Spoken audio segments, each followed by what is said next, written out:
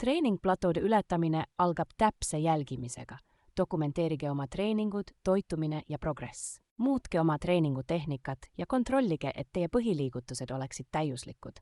Toitumise ümberkorraldamine on üks võimsamaid viise platoo ületamiseks. Suurendage valgu tarbimist ja optimeerige süsivesikute ajastust. Lisage oma treeningkavasse intensiivseid intervalltreeninguid, et šokeerida oma keha uue stimulatsiooniga. Optimeerige oma une- ja taastumisaega, sest progress toimub just puhkehetkedel. Vahelduge tavapäraste harjutuste lahvatusliku jõuga liigutuste vahel, et stimuleerida uut lihaskasvu.